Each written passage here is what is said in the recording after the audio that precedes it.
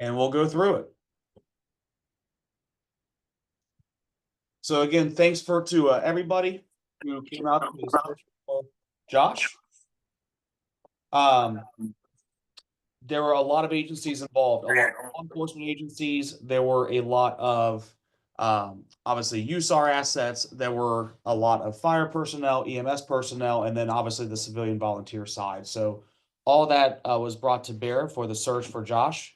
And despite it not being a favorable outcome for us, I think that this event really solidified the importance of a good working relationship with all of our community partners. So I just wanted to put that out there first. So we were looking for Joshua Alatif Jr., who was a 6-year-old male victim. This was the profile that we got the day of the event. So he was an autistic, nonverbal male. Per his mother, he took no medications. He had no allergies. And the last time he was really seen was around 1600 hours when he was dropped off at the Wyndtree Apartments from his school bus. That was kind of what we were working with when we got the call. So this happened on, again, November 20th, so almost a month ago now. We were requested as far as the fire department at 1743. 7Com got the call, and this is going from our data at 1729, where PD arrived, investigated, and then spun up additional resources. Engine and Medic 74 got on scene at 1750, and then myself and the tower arrived about 5 minutes after that.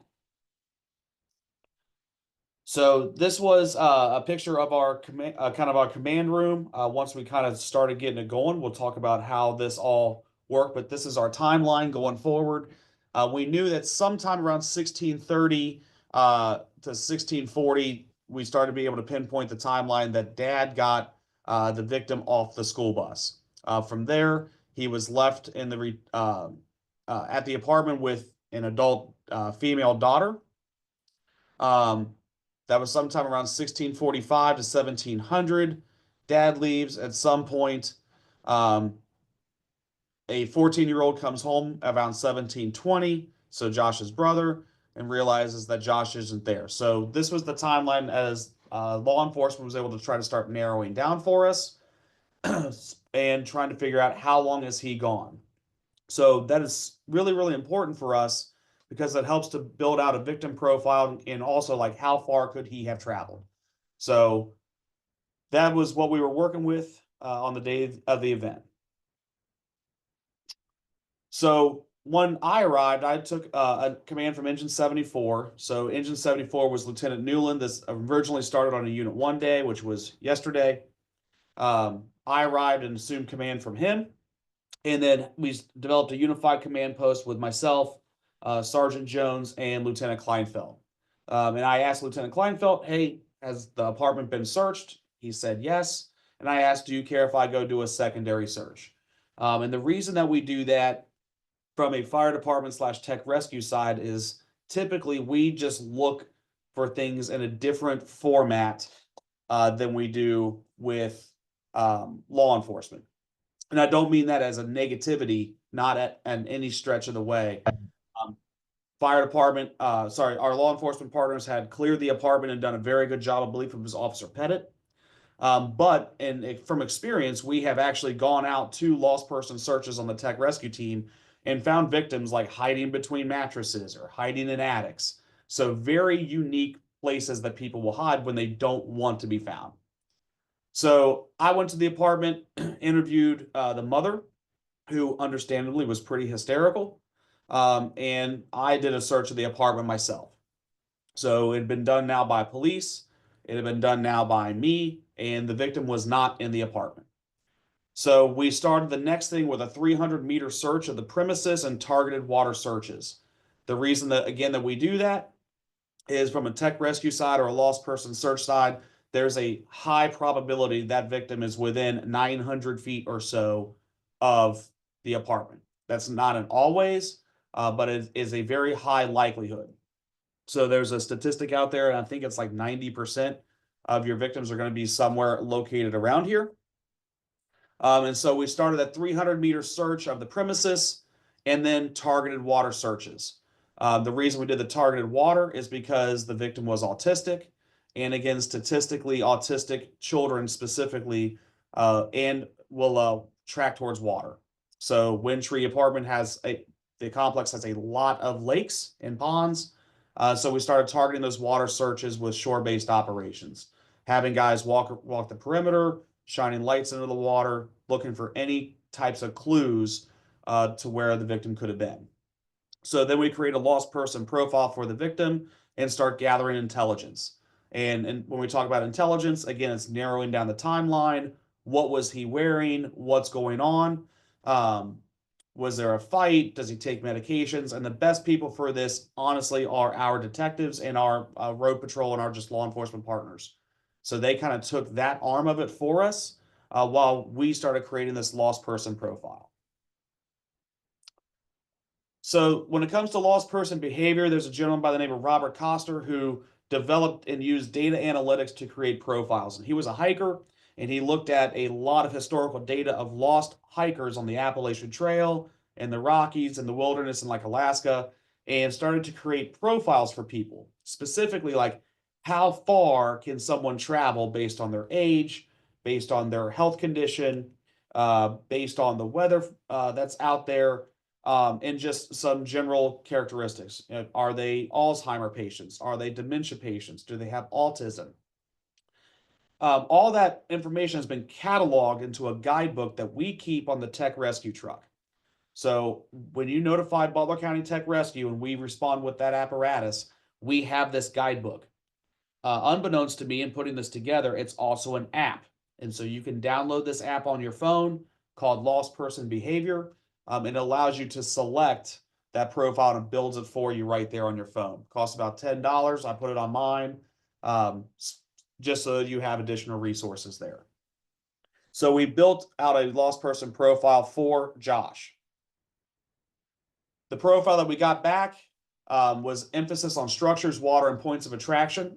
And what that means is because of the weather, it was that misty rain, it was getting cold. A child is not going to stay out in those elements for very long.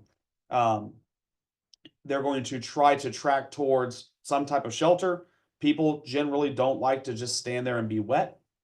However, being autistic, they're also going to track towards water. He likes to go towards the water, even though the mother had told us that he does not leave the apartment. He likes to play hide and seek, and he does not go near the water. That was from mom on the initial interview, but we know to still target those areas. There's sometimes interest in lights, reflections in large vehicles, so fire trucks with their lights on may or may not work. Sometimes kids are attracted and drawn to that. Sometimes that scares them and they flee away from it. So that's a iffy one.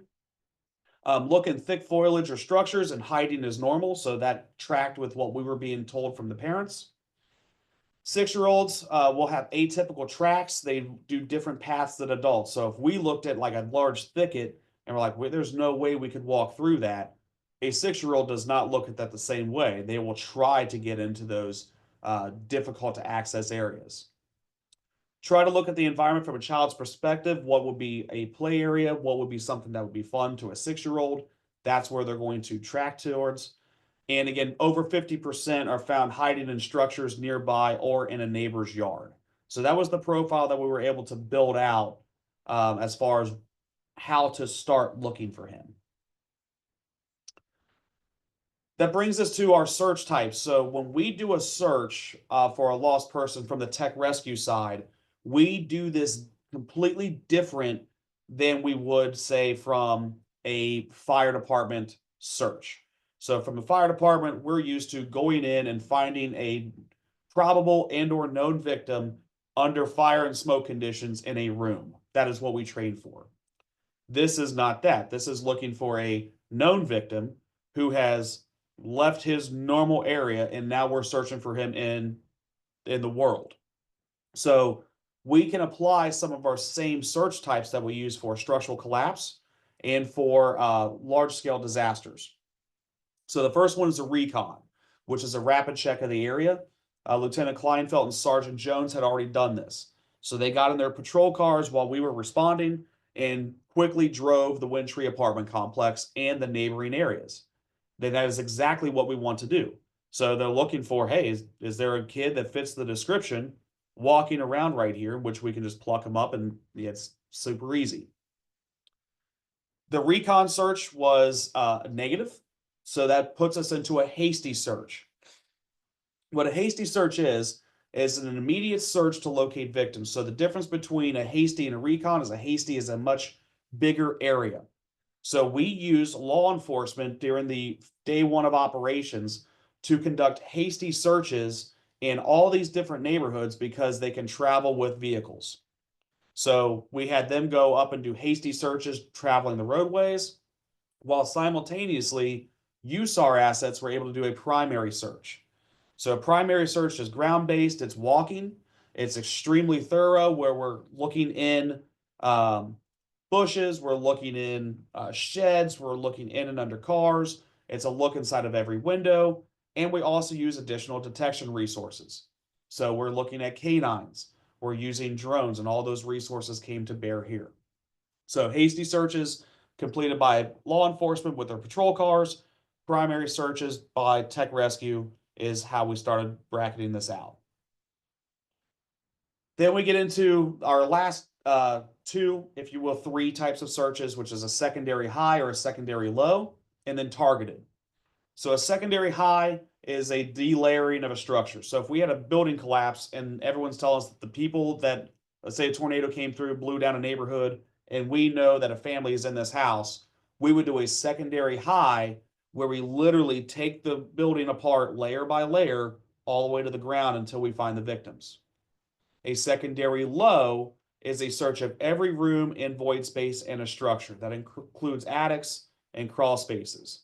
We employed a secondary low on this, which was conducted by Lieutenant Newland later on in the incident on day one, where he went back to the apartment, conducted a secondary low again, just to make sure that there's no chance that the child doubled back, that we missed him for some reason. So we did an exhaustive search again of the apartment with a secondary low. And then finally, a targeted search. So we employed targeted searches. We did a targeted search of Endeavor Elementary, which was nearby. And then we did several targeted searches as we found what we call evidence. So at one point, we found a coat. We did a targeted search in that area. We checked the creek beds. We did targeted searches there. And then we did targeted searches of the waterways in and around Wyndtree.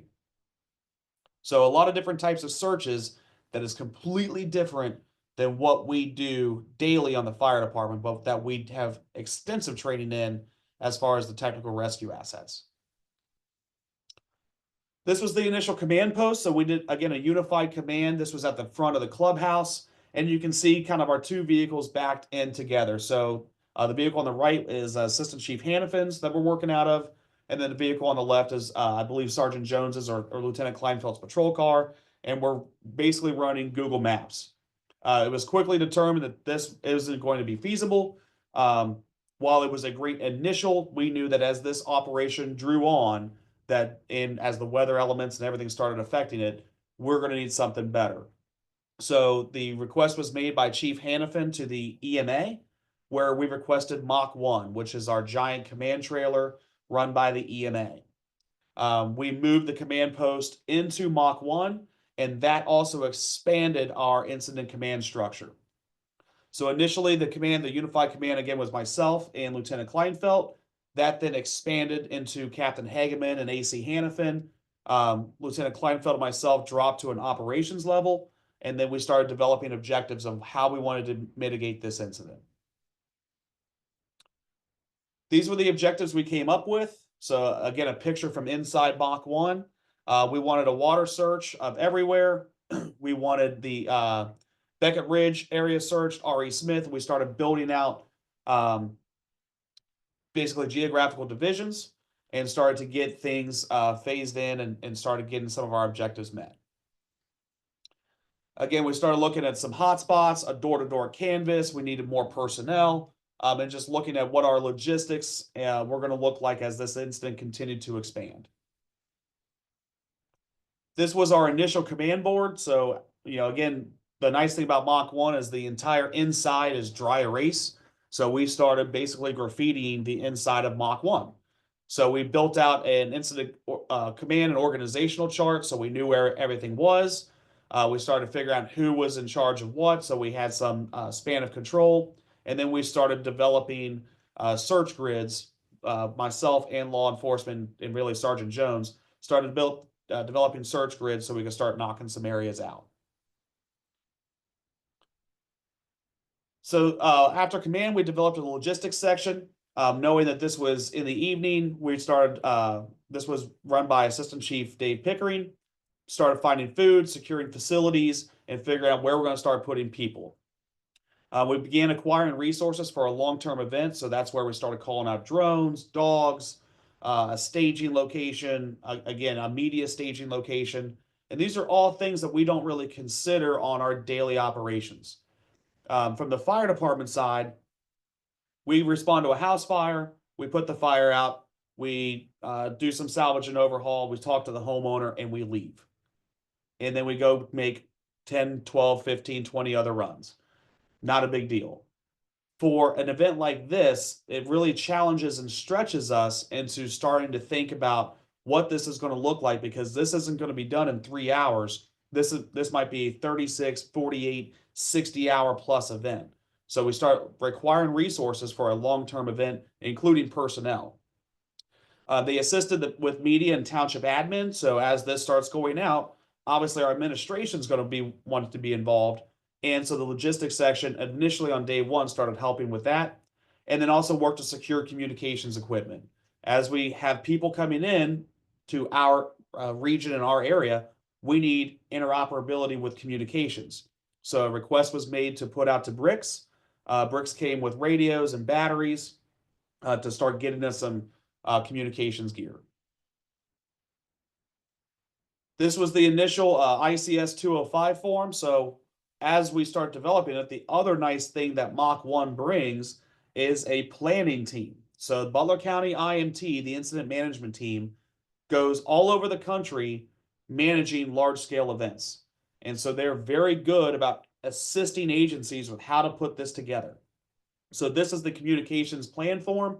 This is a FEMA form that if you ever go to large natural disasters, you'll see ad nauseum. But we also use the same form when we develop our IAPs for like things like the VOA Fest, also things like the Olympic Triathlon. So when we have large scale events, we put together an IAP with a communications plan. So this is what that looked like initially. And then we developed a planning team. So again, this is inside Mach 1 as we start building out our org chart. We delegated the planning section to Phil Clayton, who is with the Ohio Emergency Management Agency, but he's a terrific resource that we have locally because he's part of the Butler County IMT, and he is just a plan sections chief. He is the guy you want organizing things. He started a planning cycle and brought all parties together. When we start talking about a planning cycle, this is basically how we can start developing a thorough format of how to do plans. If we just start having 10,000 ideas and putting 10,000 people towards those ideas, zero progress occurs. So what happens is the planning team comes together. The planning team with the incident commanders develop their objectives, and then we figure out how we can start implementing that. Because it's more than just putting boots on the ground to find Josh. It's also, we need boots on the ground to find Josh, but we also need lights. We need flashlights. We need batteries. We need generators. We need heaters. We need food. And so all these things quickly start expanding, and the planning team helps to bring that all together, delegate tasks out to keep us on task. Otherwise, we can get pulled in a million different directions, and then progress stops. The other nice thing that the planning team did was they started developing maps, data, weather profiles, all sorts of things for us, and helping also with the intelligence side with law enforcement on just keeping everyone up to speed with briefings and things. So this is where the planning team sat inside Mach 1. You can see a lot of scribble notes there, starting to build out our forms, our 205 form, a medical plan, starting to get patched in with air operations and drones and helicopters, and starting to figure out what are we doing now? What are we going to be doing 12 hours from now? And that's probably the biggest thing that the planning team does is they start projecting ahead. What is this going to look like in 12 hours? So operations was led again by myself and Lieutenant Kleinfeld. We started developing search grids and zones, and then we started coordinating drone assets with land-based search. So we started getting drones initially from PD that are FLIR capable, and then we also started calling dive teams. We broke out the water branch, which was led by Battalion Chief Jason Nolman from Liberty, and he started coordinating those dive assets to start figuring out where we wanted to start targeting the water at. We also broke out an air branch, and this was initially led by Chief Steve Ludwig from Middletown, and they coordinated drone flights and the air assets coming in. So be able to have communications with them and just to coordinate that. As we have a lot of drones up at night, we don't want those drones flying into each other. But the other nice thing, especially the Hamilton County drone unit, which I believe Jeff Childers is on, um, we were able to see exactly where those flights went through an app that they use called Sarcop, which is a terrific asset that they brought as well. Again, the water branch. So this is day 2 of operations with ODNR. So we were able to get a lot of dive teams, a lot of boats in the water, and coordinated with water and dive assets searching the different lakes and ponds. We were doing this with targeted searching. So as we got evidence or intel that said, hey, they might be at this pond, we put divers in and boats in the water. And this kind of ran its own operation while we were doing land-based searches on the other side. At this point, we still had no credibility that, hey, the victim has walked off. We just don't know where he's at. So we kind of ran 2 simultaneous operations, a land-based search and a water-based search, with kind of putting all of our ducks in the water that this is still a rescue until we get more information back. We created an intel branch, which again was terrifically led by our WCPD officers. They started doing a profile of the family and the victim. The family was interviewed with the Detectives Bureau. And then they also started gathering Ring doorbell footage. They started gathering any intel they could from neighbors, walk-in knocks, and started really narrowing the timeline for our search profile. At this point, on day 1 of the operations, we still didn't know exactly when he was last seen. We had a range, but we're trying to narrow that down to the minute if possible. That way we can basically narrow our profile down even better. So again, this was fabulously staffed by our police officers, being able to get everything together for us on that side. So Sergeant Jones was able to get a Google map up, and EMA was able to print one out for us, and we developed 4 zones. So starting in the bottom left, this was zone 1, 2, 3, and 4, and Wyndtree is kind of center to center right. So this is initially what we had as far as our profile, like how far could he have probably walked, was something in this range by the time we were on scene and starting to get things mobilized. From these zones, we gridded those out with alphanumeric designations. So our first 3 zones or divisions were Alpha, Bravo, and Charlie, and that was in the Wyndtree complex. And then we started Delta all the way through as far as we could get, targeting the 2 neighborhoods directly to the left and right. So our strategy, again, was the officers doing hasty searches with their cruisers, FD and USAR assets did the primaries. We did K9 tracks for targeted searches, and then dive teams with sonar for probable hits, and then drones for thermal. So we threw everything we could at this incident, and I think, again, that just shows the level of collaboration that we maintain within our jurisdictions.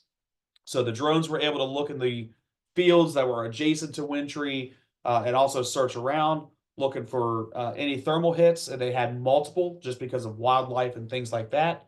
But the other nice thing with the drone operators is they can distinguish that. They can say, hey, this is a deer. Hey, this is nothing, and be able to use their expertise to help drive the search. Same thing with the dive teams. As the dive teams are doing sonar hits and things like that, we're relying on them to tell us that, yes, this is something that's worth investigating. Hey, this is nothing, and going back and forth. Same thing with our dog handlers. As the we did an initial canine track with a police dog, and the canine lost the scent. And the dog handler told me, well, it's because there's too much foot traffic. So we rely on that dog handler to really tell us if what's going on with the dog, how does that dog alert, and what can it do. This is where also that we try to vet resources. So when you say we did a dog track, well, what does that dog look for? If that dog is a narcotics dog primarily, it does not do can't imprint on a scent or things like that, then that really does us no good unless the kid has narcotics on him. However, if it's a live find dog, if it's a tracking dog, then we fall into that category where we're looking for and being able to imprint on a scent. In this case, we had our dogs be able to imprint. They were able to track. And initially, we had some inconclusiveness. And then as the dogs narrowed down, we started to be able to target a specific area. So again, this is the same map that was just brought up, zones 1 through 4. And then we also started worrying about in zone 1, or sorry, in zone 2, this industrial complex behind. So while it made sense based on the canine track and intel that Josh had tracked north, as we started closing out the zones before, we started worrying about this industrial park. So we conducted hasty searches around here. There is a pond that runs between Wyndtree Apartments and this industrial park. So those became a hotbed or a high probability of concern. And then we started actually numbering the ponds. We came up to 18 different water locations that we would initially need to search if he wasn't found on land. So again, the initial search grids of Alpha, Bravo, and Charlie. The top of the screen is north, the bottom is south towards that industrial park. The Charlie division runs up almost kind of towards Kroger and 747, whereas Alpha heads towards Endeavor Elementary. And so we just flooded this area with USAR and Tech Rescue assets on night 1. Again, as a primary search, under every car, under every window, looking around and walking around all the different ponds. Once we closed down the Wyndtree division, we expanded out, and this is Delta through November, looking at the different zones and how we were able to do primary searches in these neighborhoods.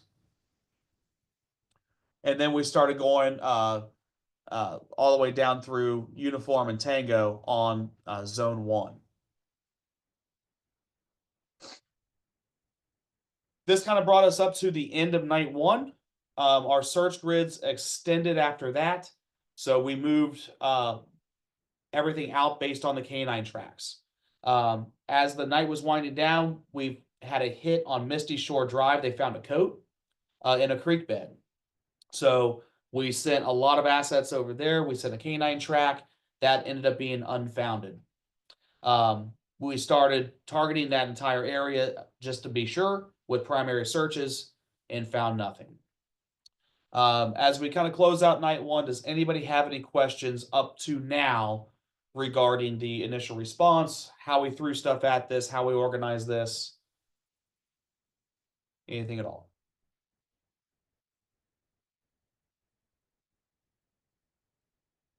All right.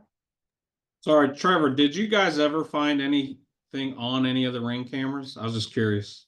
We did not. And I want to say it was something to the neighborhood of like 28 cameras that we found. There was zero evidence of him on any Ring cameras in that area or in the respective zones that we searched out off of that. We had one hit where we thought we saw him. And then as we went back and looked at the camera footage, it was actually a little girl that walked in front of a camera. Similar description as far as what they were wearing and things like that. Never once saw him on Ring camera. Gotcha. Thanks.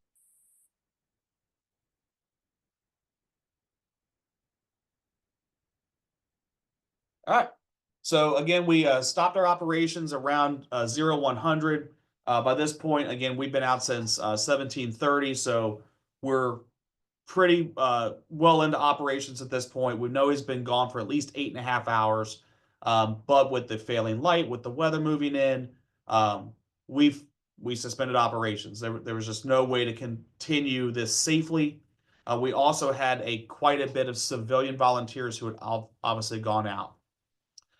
We looked at our search area, and based on this profile with the 8.5 hours, we went out 4 miles. So that's based on travel distance of a 6-year-old. How far could they walk in 8 hours? Now, we know common sense that a 6-year-old did not walk 4 miles in the snow. Okay. So we understood that.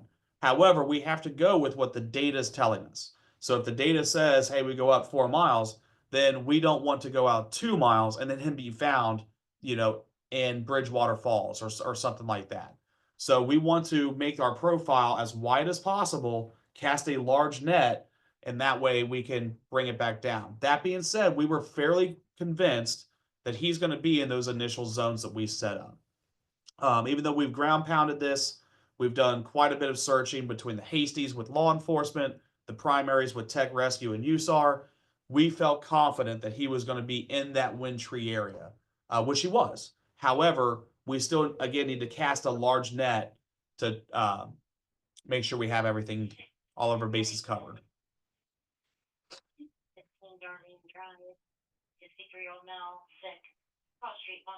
With the civilian volunteers, initially on day one, these were teachers. So the word went out to Lakota teachers just through social media, through a text chain and everything else that Josh was missing. Josh was well loved by his teachers in the Lakota school system, and we had a lot of them turn out. We were able to use them to help augment our searchers. So, extra bodies on the ground does not hurt. However, one of the reasons we suspended operations as well is because we couldn't just safely leave those people out there. So while we started returning units to service, knowing full well we were going to pick this up at first light, we still had a lot of civilian searchers out in the street and out in the area with flashlights, going back over all those same areas that we did, which is fine. For us, that's just extra eyes on. So that's kind of how that all wound down. Going into our next two operational periods, so we started again at first light. All the civilian people came out because of what's called the IPAWS message. We had a command meeting as things were winding down, somewhere around 22:30 to 2300. Do we want to push out an IPAWS message? And what this is that's the Amber Alert that you get on your phone. We can set that to a geographical area, and we did. So we made the decision to put that out. The downside of that, and knowing that, like, we had a long discussion, we knew as soon as we put that message out, everybody in the woodwork is going to come out to search, which we felt was good. The downside of that is you're going to have a lot of people in the area to try to manage. But we knew that and anticipated that when we put that message out. Again, for us, what's wrong with extra bodies? What's wrong with extra sets of eyes? That being said, we wanted to organize this as best as we could. So we kept USAR assets and PD assets assigned to Wyndtree. We did not want any civilian volunteers in there because at this point in the operation, we were not convinced that this wasn't a nefarious act. We weren't sure if there was a criminal intent involved. We weren't sure if there was still evidence to be retrieved there, evidence being like articles of clothing, something we missed in the night. So we did not want that scene contaminated by 1,000 civilian searchers. Instead, we used the civilian searchers to push out into the larger divisions. We asked law enforcement. They did, again, another great job of doing what's called a QRF, or a quick reaction force, to chase down leads. We knew that as soon as we put these people out in the street, going around, walking around, looking at things, that every single one of them is going to find what they think is evidence. We also have to chase every one of those leads down. So if they say, hey, I found a coat in this area, we need someone to go check on that coat. So law enforcement organized that to chase these leads down. That ran through the intelligence division. And then by this point, because it was first light, we were able to get more drones and more helicopters in until the weather shifted and suspended those operations. We organized into 5 initial divisions, which were Wyndtree, Beckett Ridge, R.E. Smith, Liberty, and Fairfield Township. So at this point, all of our intelligence was showing that he went north. So we set up our divisions to the north and then assigned division supervisors to each one of these. As those divisions closed out with nothing found, we started moving our search area south, because if it's a 4-mile radius north, then it means it's also a 4-mile radius south. So we developed the Port Union, Mulhauser, Duff, Crescentville, and Dews search divisions, and started searching those areas as well. All of these searches were done as hasties. So with the exception of Port Union, which was a primary because it was directly south, everything else was hasty searches via vehicle. People got out if they needed to, if they wanted to investigate something, but overall, these were hasty searches being done by car. These were our initial supervisors. Lieutenant Ryan Asbrock took Wyndtree. One of the reasons for that decision was because Wyndtree is in his district. So he is normally assigned to Engine 74. This is now Unit 2. So he's intimately familiar with the area, and he's a USAR Tech Rescue guy. So it makes sense to keep him in that area. Beckett, we didn't have a whole lot of probability that Josh had walked that far. So we gave that to Tim Salas, who's an officer over at Clear Creek. Battalion Chief Mainwaring took R.E. Smith, again, a probable area that Chief Mainwaring is familiar with. Chief Mike Wadagno from, sorry, I just forgot where he works. He's a task force guy with us. He's a fire chief for Moraine, so we gave him Division Liberty. And then Chief Matt Lawley from Washington Township, who's another Ohio task force guy with us, he took Division Fairfield.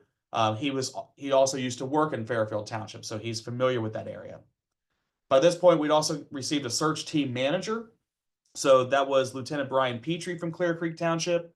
Brian Petrie is a search team manager for Ohio Task Force 1 and is intimately familiar from multiple operations that I've made with him in how to divide a search area out, how to look for things, and how to manage a search grid. So he was an excellent resource to have attached to me to be able to try to narrow down the focus here. One of the things that he was instrumental in doing is we had, again, a lot of hits come back. One was at Tri-County Baptist Church. So people, civilian searchers had got out, they'd walked, they'd located footprints, which could be that of a child. Lieutenant Petrie was able to go out, identify them, and say, actually, those prints came from last night's crew because we had a USAR asset over that area, and was able to clear it. So one of the nice things about him was not attacking a lot of these hits with a ton of resources and keeping us mission focused where we needed to be and clearing a lot of things out. Again, inside Mach 1, being able to track that through the command process of how we were doing everything.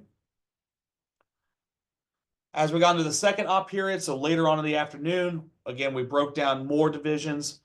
Some people had to leave and return, so we started reorganizing our division bosses. Lieutenant Asbrock maintained Wyndtree. Chief Mainwaring, who cleared R.E. Smith, took Duff, and then we just started moving out from there. These were the search tracks that we were able to capture. So the yellow circles, the 4-mile radius, and then you can see with this software system we were using called CalTopo. CalTopo is actually kind of an antiquated software, but we can use it in order to track where people go. So all these little red lines were literally a vehicle driving, and you could see it in real time what they're doing. Today, what we use on the federal side is we use what's called SARCOM, or what's also known as quick capture.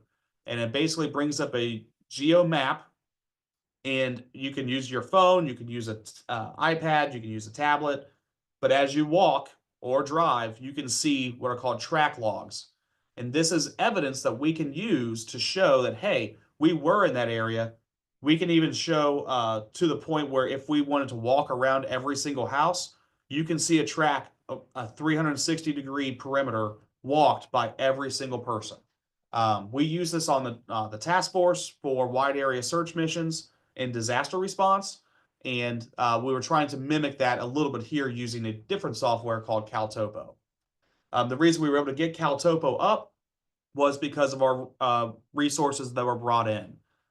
Chief Mark Brinker from Deerfield managed this for us, and Chief Dennis Walbillig, who was formerly Deerfield, now Lebanon, was able to manage this as well. So that's how we were able to get this software up and running with us. These were the tracks in the Wyndtree and R.E. Smith divisions. These long tracks that you see are drone flights, so we were able to see some of that. And Chief Brinker being able to manage everything is showing like, hey, yeah, we've multiple tracks down every single street and where every single person is. So it really helped to track resources, not just take a promise necessarily and say, yep, I searched that area. I swear I did. We actually have physical proof showing those track logs. Again, the Wyndtree division. So this is Wyndtree itself and just how many tracks were laid in that apartment complex. So again, evidence to say, well, you didn't do enough to find somebody. We actually have data that shows how much we threw at this incident outside of testimony to show that yes, we put a ton of resources into play to try to find Josh. Again, track logs of the Mulhauser division. And then Dews and Crescentville and those track logs as they started going around there. So as we're doing the land-based search, again, Chief Nolan's running the water-based search. We started making preparations towards the end of Op Period 2 for multiple dive teams because we've now searched a large area of land, and now our efforts start going towards recovery. At this point, we had figured out that he has not been found, obviously, via land. So let's really start targeting the water. The problem is there's 18 bodies of water, and there's not 18 dive teams to be able to do that. So the planning team and the command element started putting out an EMAC request for dive teams. An EMAC request goes through the State Fire Chiefs Association. There's a plan at the State Fire Chiefs level of how to get resources. So if I need 500 fire trucks, you would refer to the plan that goes out to an EMAC request, and you get 500 fire trucks. That all just takes time. Where do they come from? How do you get them there? But also things like what's their travel time? Where do you put them? Right? Because if you bring 18 dive teams in, well, that's 18 dive teams with their equipment, their resources, their vehicles. Where do they sleep? How do you feed them? All things to consider. This is different than a federal response where on a federal task force, we bring our sleeping quarters, our food, our water and stuff with us to not impact a community. But this isn't the same type of operation. So we have to figure out a way to house responders that are coming in. Chief Whitty, working with the logistics section with Chief Pickering, was able to get 2 churches to basically open their doors and say, whatever you need. So we had shelter for these guys. We were working on the food situation and cots to shelter all these resources. We started developing a plan to dive 18 bodies of water. And then we also wanted to recanvass Division Wyndtree with a new team. So just like in a structured fire where we do a primary search, then we do a secondary search with a different crew, the goal was to kind of do the same thing. So we were going to request Region 6, which was Hamilton County USAR, which some of their folks had already been up with a drone unit, but we were going to do a full Region 6 call out and bring those assets in, give our guys a break, and have them recanvass Division Wyndtree.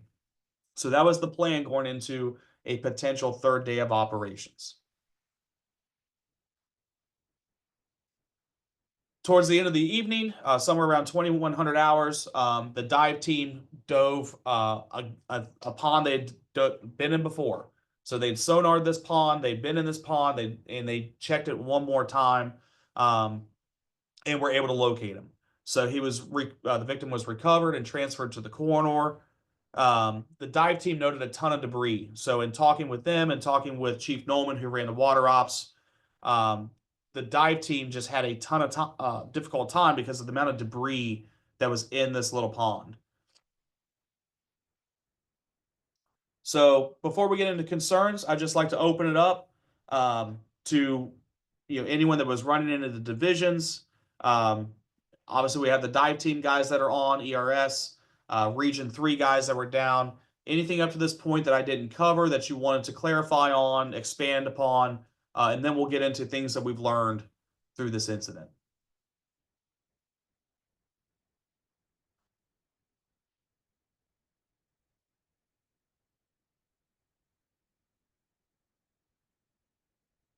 All right.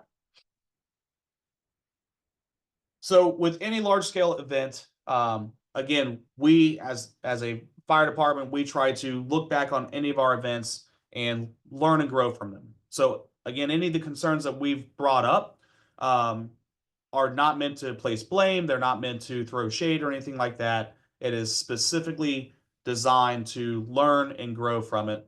So here's some of the things that we discovered.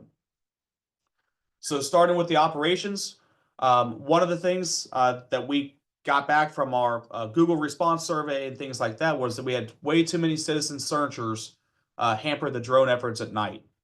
So as the drones were up, they had to basically scan each person and clear them that that's not a 6-year-old child. So that actually slowed down our drone efforts, which was something that I didn't really even consider. So that really hampered drone efforts. So when we have citizen searchers coming out, we have to be cognizant that as they're out, kind of doing their thing because they're not first responders, they don't understand chain of command. We're not giving them a radio. That's going to slow down the ability for those drones to adequately scan an area.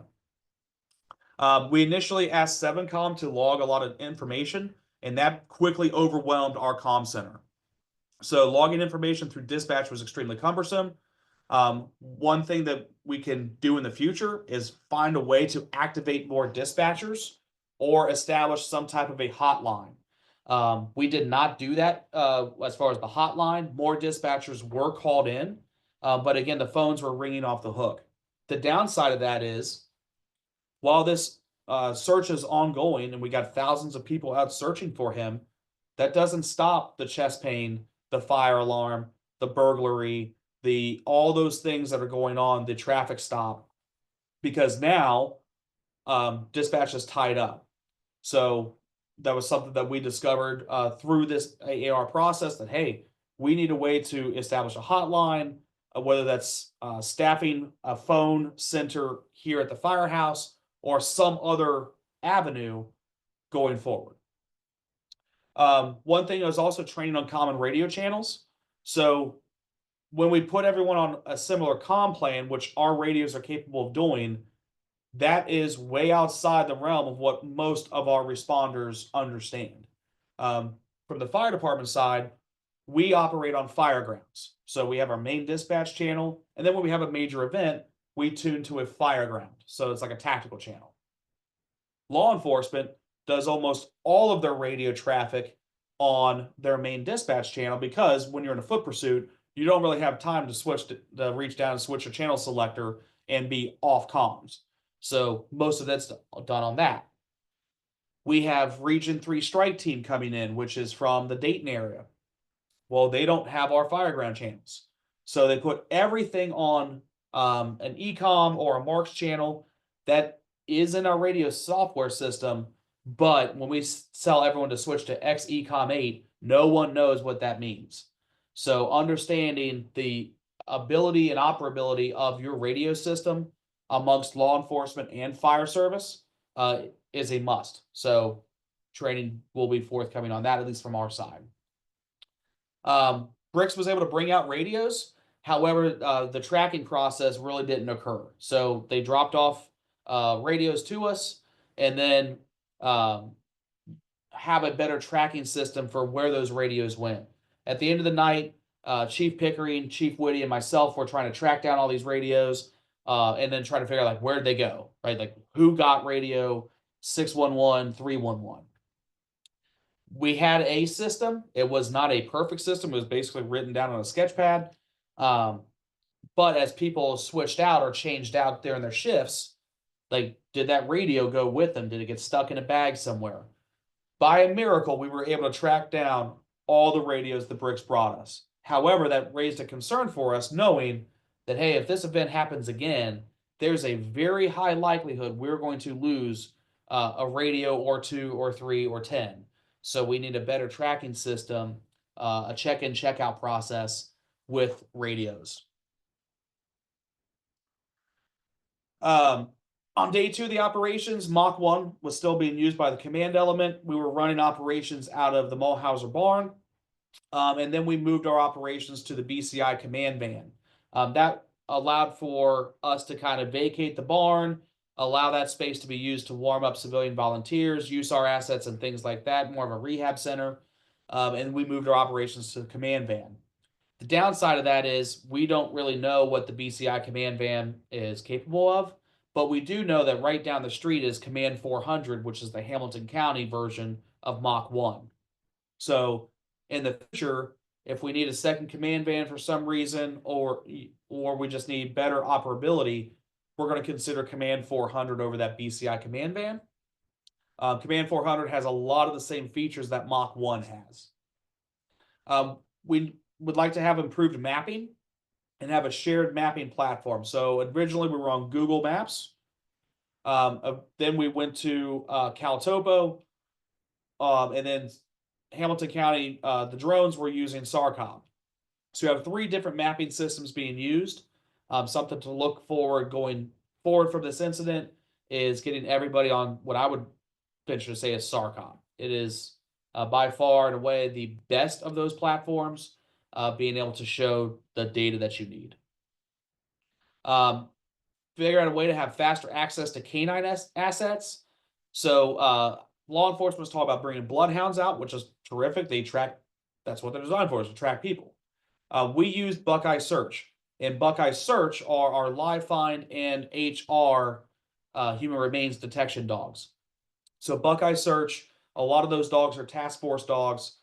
They go through a rigorous system on how to find people.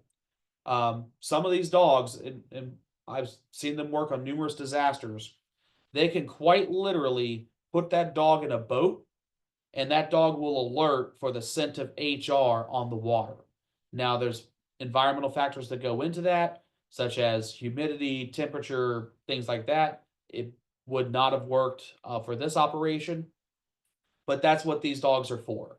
So having a better route or a faster access to canine assets, and basically developing like a resource guide, like, how do I call this, right? Because Buckeye Search is not sitting in a firehouse somewhere. Who do I get in touch with? How do I get that resource ordered? And how do I get that resource to the scene? And then another one that we looked at was considering the use of Lakota buses to shuttle crews, specifically on night 1. Sending USAR assets all around, we used law enforcement vehicles and personal cars. So putting people in these and sending them to their operational areas. It would have been nice in hindsight had we just brought a couple Lakota buses down and we could have bussed people back and forth, rather than trying to pile in and just make for a more unsafe situation.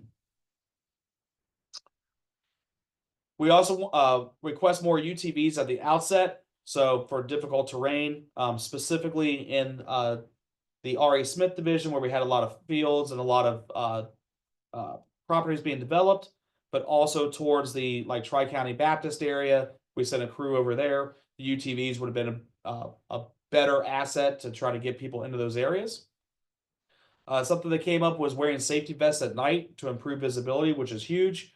The downside with our uniforms is when we come out with tech rescue, we're probably wearing like a dark blue BDU. Our police officers are wearing dark blue BDUs. All of our stuff is black and tactical because it's cool. So we should probably have like a safety vest on, just to improve visibility, especially working near roadways. And then for individual responders, have a plan for cold weather extended operations.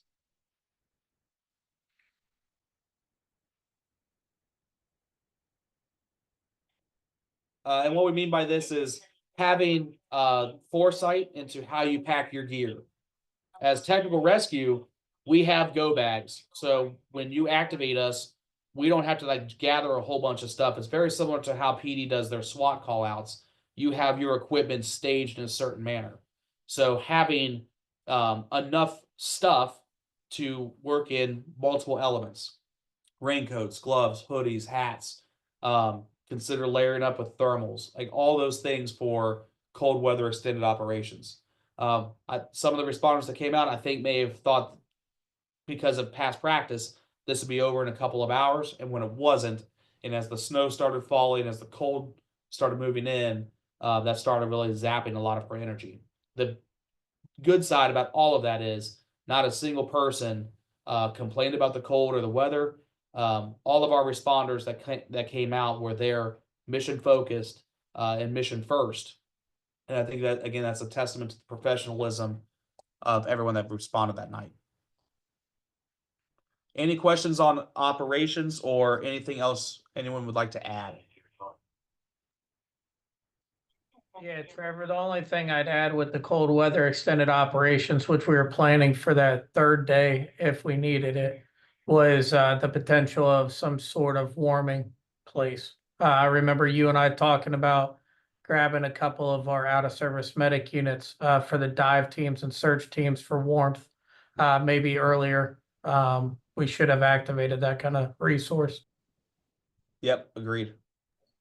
Hey, Trevor, we had that in place for the dive teams for Friday. I believe it was BC RTA bus was slated to be on site at 9 a.m. for the dive teams and the sonar teams.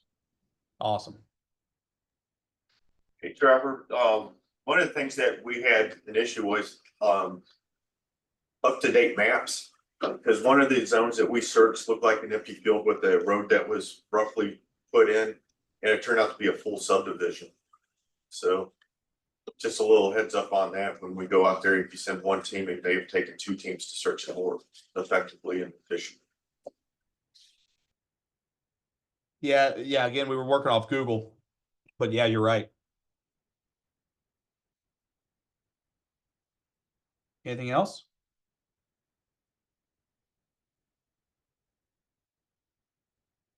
All right. So the planning team. So if you if you're paying attention, we went kind of command down. Now we're going to go from operations up through things we learned through each of the command through our entire chain of command. So we needed a large plotter for printing maps in the command center. There is one that's in Mach 1, but for some reason it was not working. So we started just printing out 8x11 maps. That was a giant pain because you've now got 30 papers and you're trying to figure out what you have. If we had a large map up, you can literally X out areas. We can tape it to the side of the bus. You can tape it up to a wall. So having a large plotter working in the command center was a necessity that we did not have initially. The workaround for this, and again, why we have really good relationships with everyone, on day 2, needing these large maps, we were able to go to our community services division, which is our zoning department, explain we need large maps, and they basically printed out whatever we wanted and then delivered them on site to us in the ops center. So that was a huge benefit, which again goes back to why you have these relationships in the first place. If you've never talked to these people before and all of a sudden you call them up and say, hey, print maps, they're going to be a little hesitant, but you're having some FaceTime with all of our community partners really matters. Having separate briefings for responders and citizen searchers. So that was something that came up. We kind of did one big briefing. When really we should have probably had separated those out because the citizen searchers aren't us and we're not them. So being able to provide our responders with the critical information you need and the citizen searchers with the critical information they need to be able to function. We talked about mental health and peer support in a large event as this. We did this. So by day 2 of operations, we had Allison Feening and Pinpoint Behavioral as well as Kelly Bird and our peer support teams embedded at the ops center. So knowing that not only just for us in this event, but really these citizen searchers, there were a lot of people that were coming out that had an autistic relative, had dealt with a child being lost. So a lot of that was starting to develop as well, and having peer support on site was good to help them process and also to help like manage and maintain our search efforts. Better clarify the coordination with the PIO and media. So initially we had a media staging area.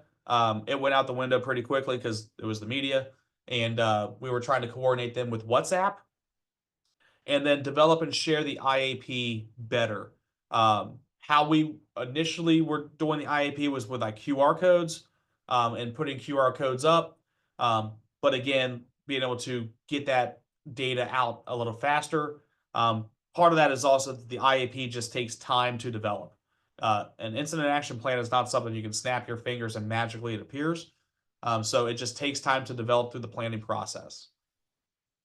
Any questions related to planning or other concerns as far as our planning process?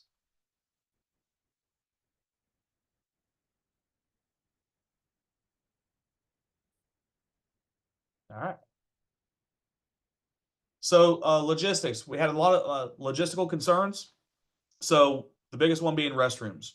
So when we stated that Mulhauser Barn was going to be our event center for civilian volunteers and USAR and kind of work out of that space, we had no restrooms. So we had 1,000 to 1,500 volunteers turning out, nowhere to take a leak. So figure out a way to unwinterize them. So the reason we didn't have them was the barn was closed.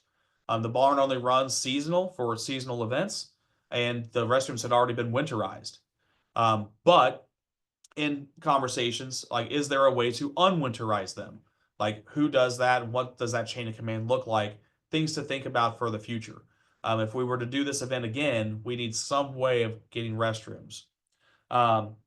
We started with getting portalets delivered, but again, that takes time, right? So how do we get a portalet to the Mulhauser Barn, and let alone we need more than one? The solution on a fly was use Company 74 and Beckett Park, but that was unfeasible for the event.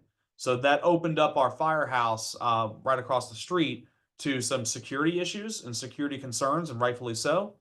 And also, again, there's only 3 bathrooms in that place. So where's the crew take a leak? Also, you have all these people walking in and out of the firehouse with our guys' stuff laying out, our guys' stuff accessible, not to mention stuff in like the medic unit, the engine, the bay. So the crew of Company 74 was really taxed with trying to manage that, and I would say unfairly so. The food was not brought to Mach 1 for USAR personnel. So there was food that was delivered to Mulhauser Barn, but food was apparently not brought to Mach 1. A shelter was secured for EMAC assets for dive operations. So again, we talked about that we were able to get a couple churches to open their doors for us, and really whatever we needed, they were on board with. Talking about beefing up the logistics section. Originally, the logistics was like one guy, was Chief Pick. Then we got Chief Pick and Chief Whitty. So beefing that up a little bit more to prevent from being task-oriented and maintain that strategic picture of what do we anticipate our needs to be?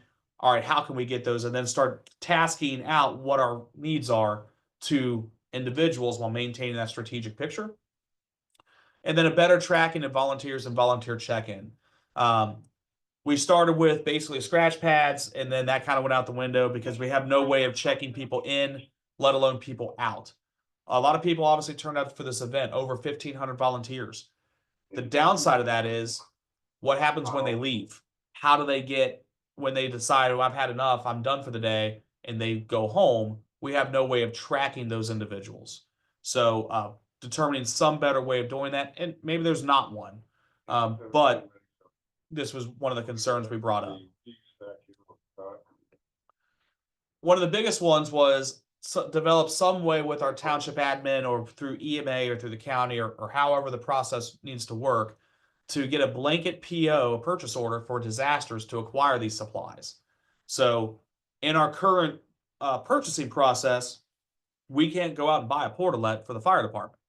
So we need some way to have a disaster PO opened for this. I know there are ways to do that on the federal end, but this is a local event. This is a Westchester event. This doesn't even have a blip on the radar at the state until we started asking for EMAC requests. So what does that process look like? And working with our township admin and partners to develop that. Any other concerns that or questions or anything regarding logistics? Yeah, Trevor, I think just the one thing to add from the police side is we should probably bring in somebody for logistics from police as well, because we had investigators and people operating at different places that the logistics wasn't aware of, and then they didn't come to command when they needed the food. So having somebody dedicated from the police side, I think would be helpful in the future. Gotcha. And just marrying them up. Yeah, I think so.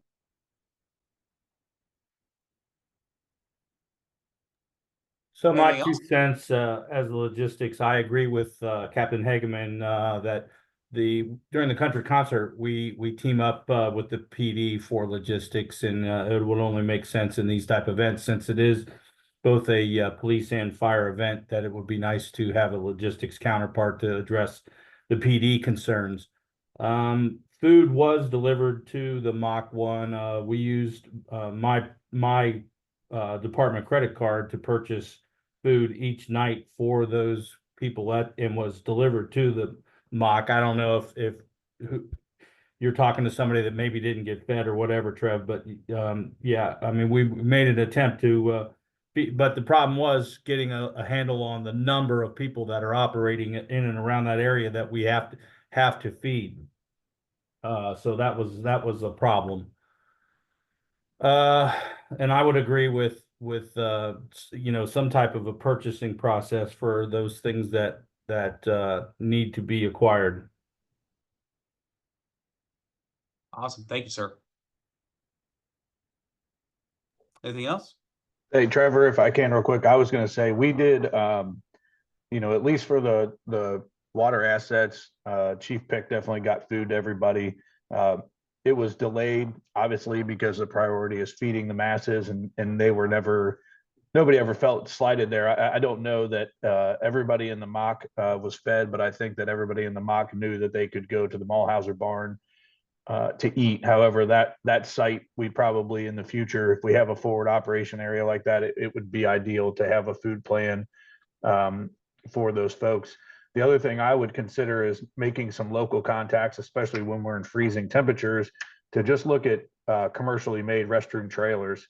It probably would have cost us $1,500 to have a 5 or 8 unit bathroom trailer there for 3 days. That's totally self-contained, and now you're not in a freezing to a portalette seat and waiting for blue frozen water to slushy to splash back on you. It's money, and this comes back to your blanket PO thing. It'd probably be advisable for the township on a township level to have a credit card or two and a blanket PO that can, these department heads, the fire chief, the police chief, have the ability to approve these purchases when these events happen, because there's already such a delay in getting the resources there. Even bigger delay if you don't have a way to pay for it.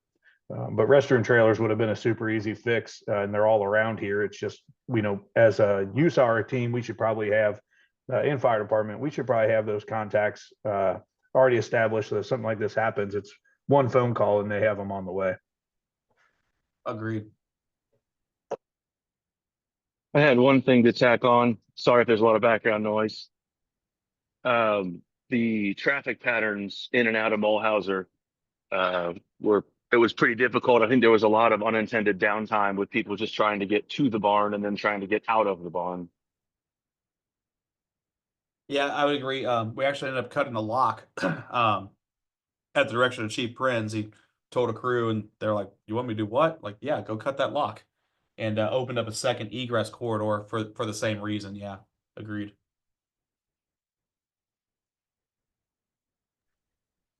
Ed, this is Diesel over at the Force. Logistically, you guys knew we were going to resume operations the next day. I'm not saying I needed a phone call, but you could have maybe group texted the crew that was coming in just to prep for bringing extra stuff for that kind of operation. I think most of us stare at our phones before we come to work, so that would have been a nice heads up just to be prepared to bring extra like cold weather stuff on top of what we already keep at the station. Understand? Write that one down. Anything else? Yeah, Trev, since the Mulhauser barn, that is unique to Westchester and where the whole, ops center was, did the whole bathroom issue, did that get hashed out after the fact, like what should have been done? No, so that's part of this process. What we ended up telling people was, hey, while you're out, like stop in a Target, right? Like go to a restaurant. Which isn't the fair thing, but we needed something on the fly. That there were portalets that started showing up to the barn. They did not get dropped off. Or they did get dropped off. But again, like how many and what does that start to look like? While also managing these operations. Because at this point too, like we're transitioning from rescue to recovery. We're gonna have all these people out the next day. So that was all part of that planning process. Restrooms were showing up, however, not in the timeliness that we really needed. And that again, that's not from us. That's from Rumpke or whoever we get it from. So Yeah, that's fine. I mean, the barn was a fine choice, but the facility's got to be up and running. I get that it's a seasonal thing, but that's one phone call that should have been made to get those bathrooms up and running. Other than that, if that's not going to happen, then other locations need to be considered. We've got plenty of churches with large gymnasiums, plenty of facilities. Could have reached out to the Savannah Center, see if they had any events planned. If they didn't, maybe they would have been willing to open their doors. So with the several hundred people that were at the barn, yeah, that lack of bathrooms, that really didn't sit well with me. yeah, understandable.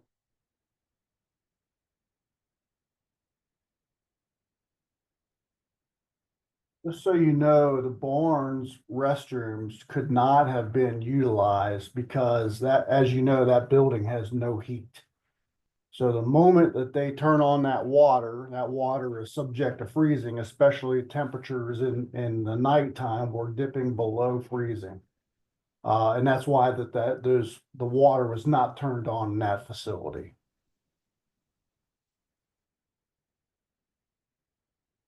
Thanks, sir.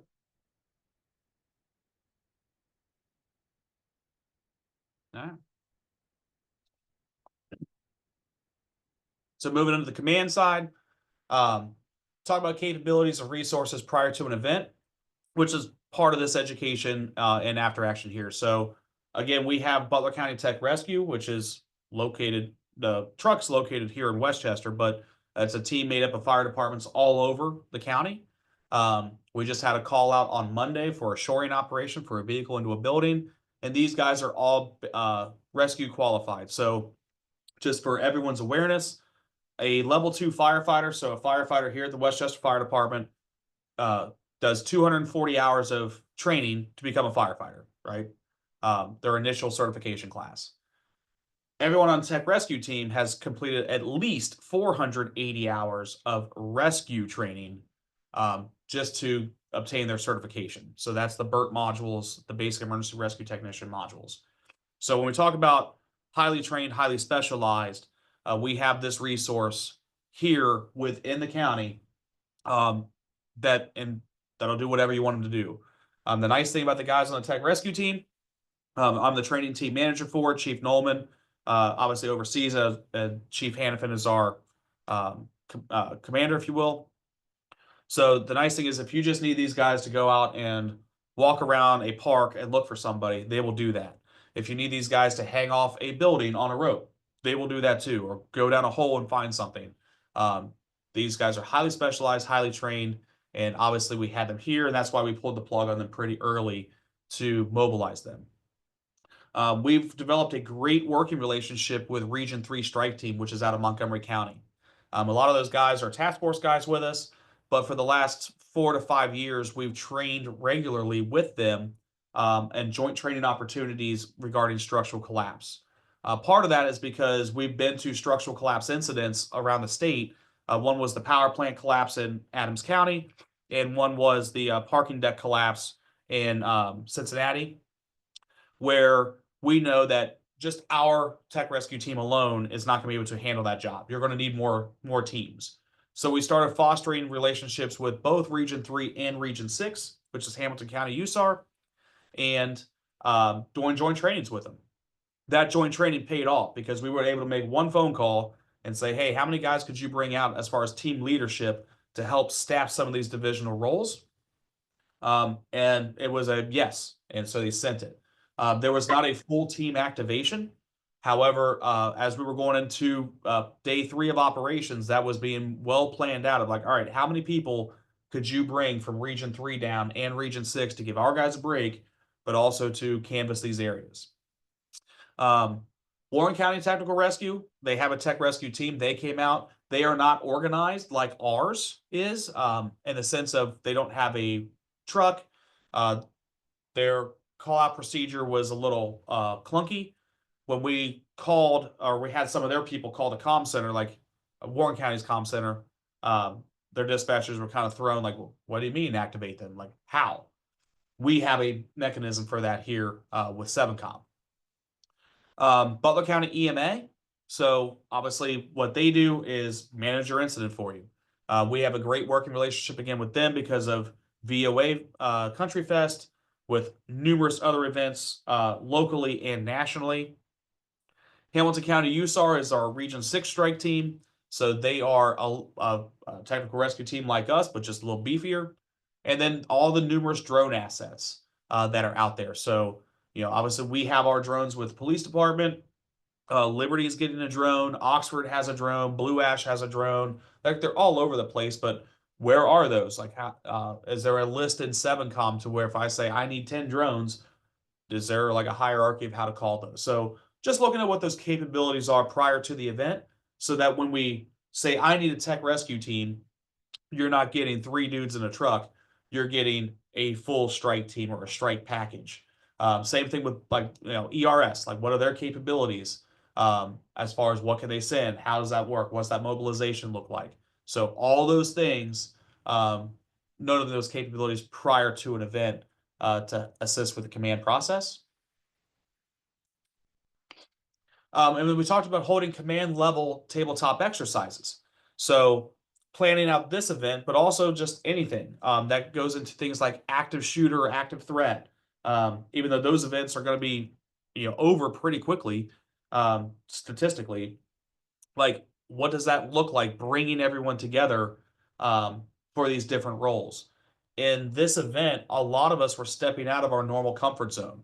Myself running as the ops sections chief, that's not my normal role.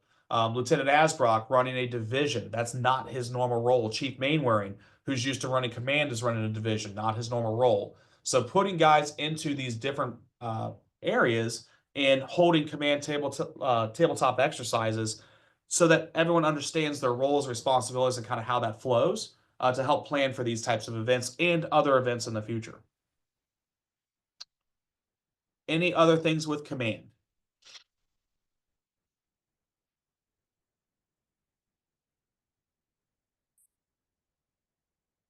All right. So Chief Hannafin had some final thoughts. I'll just open it up to him if he can address these. So Chief Hannafin. Thank you. First, for everybody that's on here, it's probably one of the most impressive calls we've had in a long time. Impressively managed at all levels. The ability to manage this size of an operation comes from preparation. I've had people come by, well, how did Trevor, know to do what he did in operations? How did you guys know what to do in command? And that only happens because that isn't the largest event we've ever seen before. We've been to, things throughout the country as a part of Ohio Task Force 1 and the IMAT and everything else that we work on. And, that's the true value of having those people. I know, there's obviously backfilling things that have to happen when guys go out the door and, nobody sees, like, well, what's that value? So like, this is the value of having that.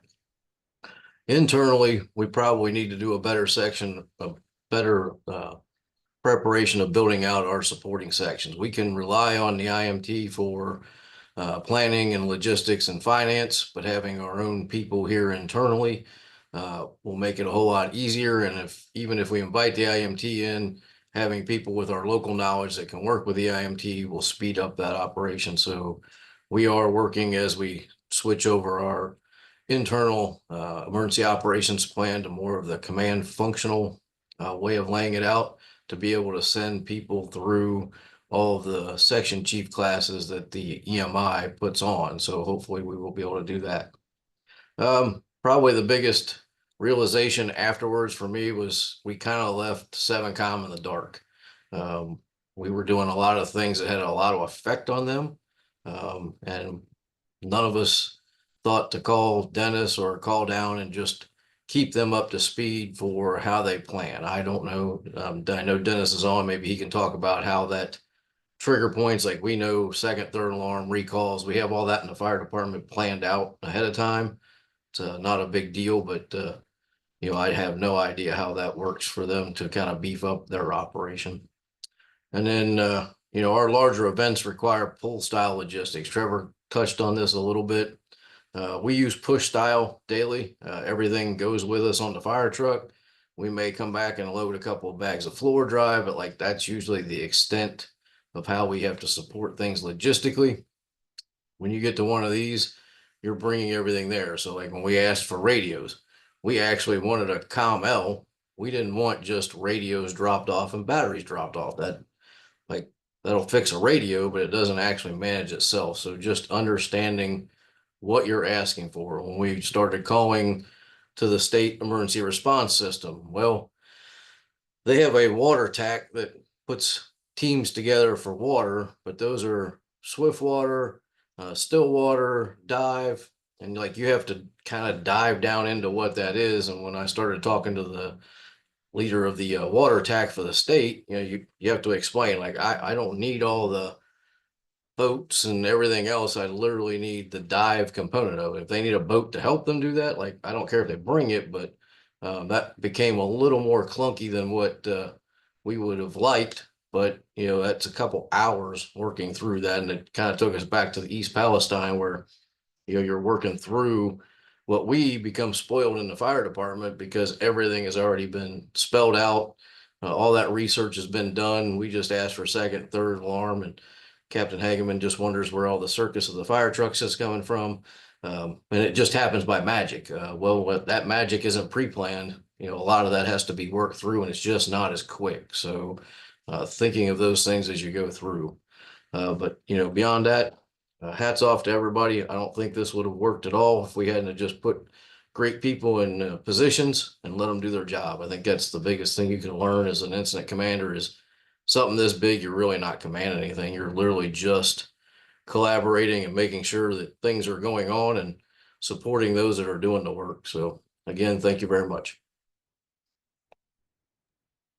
Captain Hageman, you want to add to that? Yeah, sure. I mean, I share the same thoughts with Randy. I think the way that we handle things is a little different in the sense that we kind of join a partnership in our command, and it works really well for us. And I really appreciate the fire department and your guys' organization that you have, that the police department always doesn't bring to the table, but we're learning. So I appreciate that.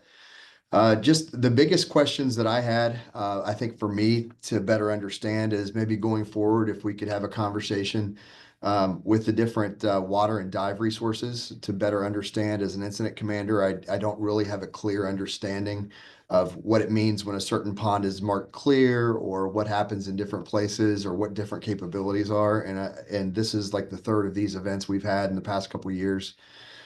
So I think for me, if we could set that up, that would be really helpful for me to better understand that, so I'm not kind of working in the blind on that. I think everything else, there were a lot of great things that happened, as you said. I think that trying to figure out a way to manage the resources of all the civilian volunteers are great, but I think at some point it became by the time we were really managing all those civilian volunteers, I think based on the investigation, we were becoming pretty confident that it was a water issue. And they drew a lot of resources for those folks. And so I don't know if there's a better way to do that if we work together and prepare for it, or if that's just going to be the chaos that it is. And I do think that the one thing that we saw in the command post that I would probably think we probably should get together as a smaller team to discuss more of those things is when we pulled fire ops out of the command post to work on the ground search at Mulhauser, I think that we lost a little bit in the communication that was happening before when fire ops and police ops were co-located. So that's another thing I think for us to look at. I think that the other thing is on the investigative side, I think that was pretty much invisible to everybody, but we ended up having about 40 investigators together between Westchester, BCI, and the FBI. And law enforcement canvases and fire canvases, just like Trevor, you were talking about with the different searches, both provided great values, but they were totally different ways of going about it. And so I think we just, for me, it's the recognition that to say that a search and rescue crew has searched an area is not the same as a law enforcement canvas, because our guys are not nearly as focused on searching physical areas as they are looking for cameras, interviewing witnesses. And then so we were sending out our third major canvas because we thought it was a good idea to do that. Not just during the daytime on that second operational period, but do it in the evening when people came home from home and school. And that's how we ended up with that targeted water search at the end of the day. Was one of those canvas crews ended up knocking on a door and found somebody who didn't speak English. And their child, who was like 10 or 12 years old, had heard a splash outside their window and pointed us right into that area of the pond. So I think the multiple efforts at the police canvas and just for me, the recognition that as you send those crews through, there's differences in police canvases and fire canvases, and they both are important, but they're different. You need to do both. And that's the big stuff that I had. But I really would like to learn more about the water capability, since we've had multiple of these incidents recently, and it's probably too deep of a discussion to have here today. Thank you, sir. I'll open up to anybody else that wants to add anything. I know we have some of the divers on. Feel free. If I could just give a quick overview of the HCPA dive team, and I appreciate the invite today and everything that's been presented so far. It's very thorough, and appreciate that. Our team, real quick, is, we're a 26-member team, all law enforcement officers. Part of that is 18 divers, and they're all cross-trained between boat ops, top tenders, communications, and sonar. But when we arrive, kind of really a tight focused group that is going to be handling water ops, and we just have a lot going on within our group. And our operational period is, I would prefer to have daylight hours. Anything after daylight hours just gets more difficult. But this situation was, the water temperature was in the 50s. It was ideal to have divers in the water. We had no issues with what we were doing or how to handle it. But if in the future, what would help us is to have someone from Westchester, whether it be a firefighter or a police officer, just to be with our team, with radio, with comms. And then if we did have contact with the young boy, or find who we're looking for, I think that would have been tough because of everything going on with the civilians, the fire personnel. There were just so many people there that it would have been helpful to have one person assigned to our unit when we were diving. But I welcome any conversation from here forward with anybody to have a tighter small group captain. I think that's a really good idea to figure out. The land op seems like it was very organized and big and developed. The water ops, a second total operation, I think can be as helpful even earlier on in the incident. So we can maybe I welcome a smaller group to discuss that.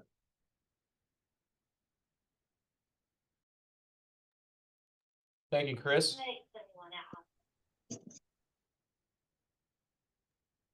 Evan, I see you Hi. unmuted there. Excuse me. So I saw you unmuted there. Yeah, I'm Evan Depew with the Butler County Task Force 1. I've been getting a lot of questions about kind of what you touched on, the water being cleared, why we clear certain areas, and we did search that area where the boy was, but I just wanted to open up any questions about possibly our end, why this area was cleared by multiple sonar teams. I'll give you a brief description of it. Most of the waterways we cleared, there was no debris. This section where this child was had a couch with sofa cushions all around him and a lot of debris around him, and a lot of the waterways were pretty clear, but when we're searching, we're looking for a distinct shadow and a V with legs, but with children it makes it a little harder because of their size. I've shown a lot of people the image that I got, and you can stare at it for hours and you won't be able to really tell it's a child. But the longer you look at it, I kind of started seeing some details, and we probably wouldn't have went back to that area without the further interviews, which we needed that one hint or one tip or one break. I know I touched on, I wasn't sure about calling statewide dive teams out on the Friday. The only reason I was kind of timid on calling all of those resources out, because it's not a guarantee float chart, but if he was in that water, he probably would have came up Sunday to Monday. And I just know all the resources coming down for those searches. I know you can't stop searching, but there's a time frame where do you really want to use all those resources when there's, with the water temp what it was, he would have came to the surface. But I just want to open up if anybody has any questions about the sonar and diving or anything like that. Yeah, I do. I just think that it might be a longer discussion. This isn't the first incident we've had where we've used sonar and sonar didn't find somebody. And the last time the guy floated to the top weeks or months later. And so my questions are going to be like, how do we address that? Because the last thing I would have wanted is for Josh to float up to the top for his mom to look out of the back window and see. And I mean, your guys are amazing. All the dive guys, hats off to you. I couldn't do what you do. It's cold. It's hard work. I see how exhausted everybody is. But a couple times now we've had situations where we've cleared with sonar and it's not clear. And so I just want to get a better understanding what different capabilities are, and for me to understand when something's clear, what do I mean that to be? Does that mean we need to keep working it, or does that mean we pass on it, or what do we do? And I don't have the expertise that you guys do to understand that. So that's really what I want to get to understand better. And luckily we're close enough, so I'm willing to come meet with you anytime and really dive into what resources we have and kind of what my ideas about it all. So I'll set that up with. Yeah, set it up with me. That'd be great. I'd love to do that. Evan, it's Woody. I just wanted to commend you guys on your training and ability. That night after finding him, you had shown myself and Lieutenant Asbrock, you and your team, the imaging on how you found it. And it's just impressive that you guys were even able to pick that out. Obviously I have no training in that type of stuff. But that was very impressive. Appreciate it. This is Matt. This is Matt from Norman from BCTR. I was not on this part of the op, so I was just curious, is there like a radio designation between, cleared via sonar or cleared via diver or cleared via visual search so we can keep track of which is which? We were tracking all of that in the command post. Most of that was done either via face-to-face or a lot of it was just text messaging back and forth, but we have an entire spreadsheet that shows each identified body of water, when it was cleared, primary, secondary, tertiary, with sonar when it was cleared by dive. And, unfortunately, the dive team, I mean, they had been in the water all day long. And when they stopped their operation, they might have been 10 or 15 feet from where he was. However, at some point they have to stop that operation. And so Chris and his team had planned to come back the next day and pick up right there and keep moving forward. And he would have been recovered at that time. But I'm definitely with Captain Hageman. And when you guys set this meeting up, I would love to be involved. I have some knowledge of how this stuff works. And I'm fortunate that these guys provided a ton of education for me that day, but knowing the ins and outs and the capabilities, I think for those of us that are going to be in positions where we're managing these things would be huge. I've talked to Evan a ton. I see him on the road all the time, but I'd like to get with these folks, even if we can reach out to the ODNR folks. Texas EquiSearch had a sonar in the water. If we could get all these folks together, even if it's a Zoom meeting, I think there'd be a ton of value in that. Yeah, I agree. And I just want to say that my chief just stopped in before he walked out, and we all, including him, totally appreciate the Task Force 1 guys and the sheriff's office and everybody that ended up pulling Joshua out. And I hope you check on the guys that were there, because I know it was a difficult thing for them, and we were down there with them when we pulled him out, but they did an amazing job there in that function. This is just an area for me that as a cop is a complete blind spot to me. I'm not a diver, so I would love for us all to get together so that we're all on the same page, and I can actually help you more as an incident commander than I probably did in this case, because I don't understand what you need and what you're doing. Seth, I'll commit to as the commander of the tech rescue team for the county. We'll coordinate that and try to bring those in and set up an educational session. So I'm sure Jason loves that. I just volunteered him for something else, but we'll make that happen probably after the first of the year, obviously. Captain Hageman, I know you mentioned the searches and the difference in the law enforcement versus the fire. And some of these incidents in the past where, right away, LE has said, hey, look, something's weird here. We don't love this scenario. We have put officers in with our search teams. Can you speak to that a little bit? Is there value in that? Not necessarily for our security, but more for, we know that police officers are going to pick up on things that we're not, and vice versa. But, you still would encourage a secondary, totally isolated search by LE, I'm sure. But is there value in taking an officer and putting him with, a squad of 2 or 3 firemen, if nothing else, to keep them in line, but to provide, eyes for you guys so that they can see the same thing we're seeing? Or is that a wasted effort? No, I think that might be a potential way to go. And another thing is, I didn't know this until, the past couple of years, is there's a little bit of difference in between how fire rescue dive seems to approach things versus law enforcement dive, and they actually complement each other, but I'm not sure right now we're effectively using them together to get the best out of both. But I'm a lay person. I could be totally wrong, but that's the kind of conversation I want to have. I mean, even more on a ground search. We send a squad of 3 guys out, to search a neighborhood or search the apartment complex. Do you see value or a need to put a law enforcement officer with that squad, so that if they do find something evidentiary, or your officer might be like, oh, there's a ring camera there, oh, there's a ring camera there, that's not stuff that we're necessarily looking at. Is there value in assigning police officers and utilizing police officers for that, or do you prefer the completely separate search models?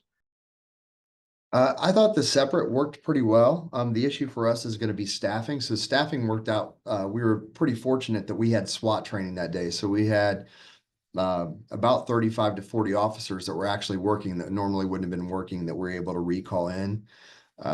Our recall processes aren't as efficient as the fire department to pull in resources from other places. And so then we'd have officers from other agencies, and we're just not as good at doing that in the police department as the fire service is. But I do think if we could staff it, it would be advantageous. But in absence of that, the two separate canvases overlapping with each other, I think worked, but there may be an advantage, especially on like the water or the dive side too. Just so we can better communicate any leads and tips that we get, or find out what they're thinking, or maybe direct people to certain spots of the pond.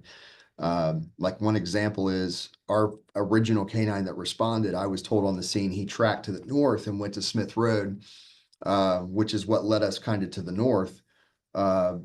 But then had we taken the detail of how the direction of the track went, it actually went behind the apartments and past the area where Joshua would have went in. And I think if I'd gotten more into granular detail on that and pulled that out with the dive teams, that could have helped earlier on. But I just went off of the information I was given, which it went north towards the road. And I failed to ask for the specific details of what was the exact path that might have given us an earlier tip. Just a caveat to all this, I think by the police timeline, one of the things we were doing was getting a really tight timeline, like Chief Hannafin said at the beginning. And one of the things that we were doing was trying to exclude the family of suspects, and we were able to do that pretty quickly. But the longer that we went into the investigation, the absence of anything started to mean something over time. So us not seeing any of those ring cameras or anything else, I think you see by the start of the second and the third operational period, I started to become more and more confident that he was in the water and nearby to the apartment. And I don't know how much of that filtered down to the actual divers, but I think that blend that you're talking about there, Jason, is important. And just for us to figure out the best and most efficient way to do it is the only question. Thanks. That's great info. I real quick want to thank all the guys that worked with me. They were, I mean, every one of them was top notch. They each bring their own specialty. Really self-sustaining. Didn't ask a lot of me other than to eventually eat. But there was those guys were committed. They were professionals, and it made the event run smoothly. And I said it in the command truck when I left.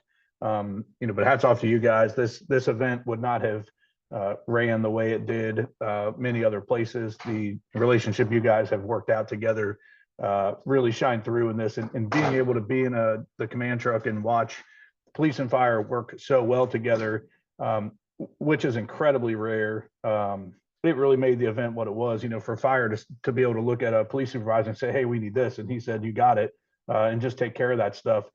We don't do that well in most of the county. So to see that happen was huge. You guys have done a stellar job, and I think that really helped make this event as successful as it was. There was no questions asked if a resource was needed. It was approved, and is how do we get it here? You guys, you did an awesome job, and I was happy to be a part of it. I learned a ton, so I appreciate you having me in. And again, all the guys that worked with me, the Hamilton County, the HCPA dive team, the Task Force 1, the ODNR, Buckeye Search, Texas Equa Search, the Hamilton County USAR drone team. You got everybody was top notch, and I couldn't have asked for much more cooperation from all those folks. You guys were awesome. So thank you for me personally. Thank you for that. And yeah, the water branch of this ended up being the tip of the spear. We didn't know that, but you guys worked hard and you did great work. So we appreciate it. Thank you. I agree. I'll jump on real quick, Trevor. Yep. So just real quick on some of the 7Com topics for the dispatch center. Yeah, I think the communications with the comm center were lacking a lot, obviously, and rightfully so. The public push for tips, information, volunteers was to our non-emergency phone number that goes to our dispatch center. We didn't know that was being advertised or broadcast out or anything solicited in that way. So we weren't prepared when that influx happened. That I think that would have helped, even though it still would take us, just like a lot of your agencies, it would take us a little bit of time to get people in. We did upstaff a couple of times. Probably one of the biggest issues for us and any comm center that would be handling this is all of that information is being routed into the communication center, and we didn't know what to do with it. So with tips and volunteers being called in early on in the incident, it was significant, but we had no designated point of contact and no place to send them. So it was literally just dispatch tracking information and having no clue what to do with it. Our dispatchers ended up actually creating new calls for service for every single tip and dispatching a road patrol officer to it. Because, critically, even though some of them were extremely far fetched and far reaching, we don't want it to stop in the comm center, and that's not their job to vet the validity of the tips and the information that are coming in. So we needed to get that to someone. So that was pretty critical, and I think would have helped initially on to the workload and the flow within the comm center, and would have just made the process a lot easier for staffing and what was going on otherwise. Briefings and just general plans for the operation, none of that was shared with communications or me. So as things were moving, and especially as they were expanding to wider areas, we didn't know. And it's not that they, I think, necessarily need to be involved in the fine details by any stretch of the measure. But locally and regionally, especially with the dispatch centers and all of your staff for fire and police, a lot of times the default is to call your comm center. If you want to know anything, you call your comm center.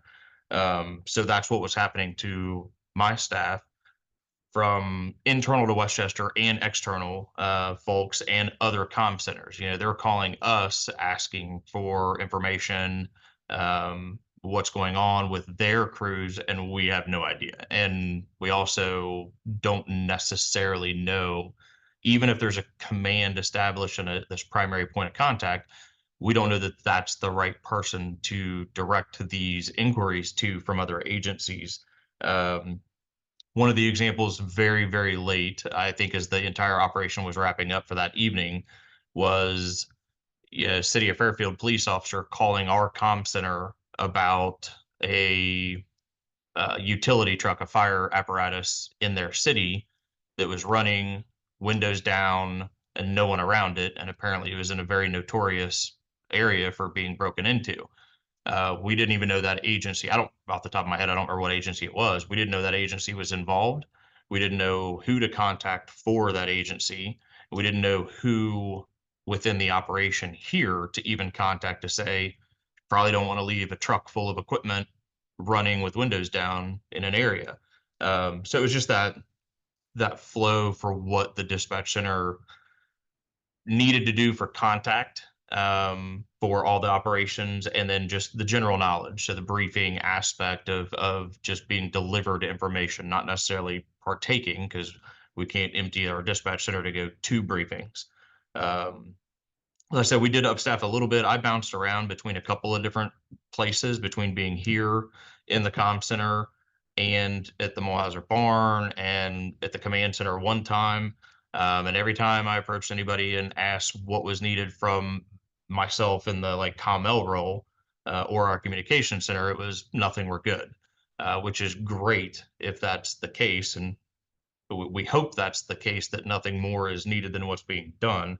But if there's resources and availability there that I think could have been used potentially and leveraged, then we would have absolutely been all for it. Kind of similar to a lot of your incidents, when you first start out, and as was mentioned for the tech rescue team, for the Butler County Technical Rescue Team, the number of times that you get a call out and you're canceled on the way there.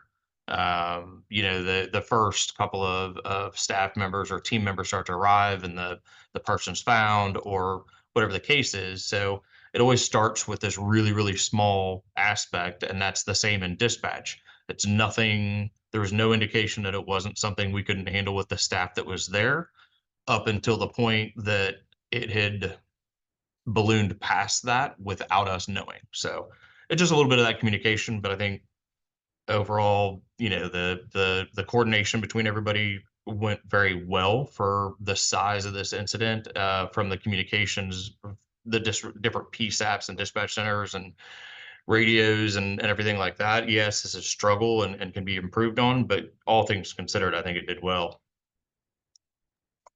Yeah, Dennis, this is Seth. So I don't know if you knew this, but all of the investigative leads were being passed to CIS, and Tiven was tracking all those, and we tracked those independently, and then all of the field leads were being forwarded to Kleinfeld. So I don't know about the lead tracking and those parts. I'm not sure what the disconnect was, because at least that part I thought was being handled okay. Us keeping them informed, I think, was a definite shortfall, and not keeping them looped in. And we can discuss further how to do it, but like, is there a hotline number you want to give out so those calls directly come to the PD? But I think they were being forwarded.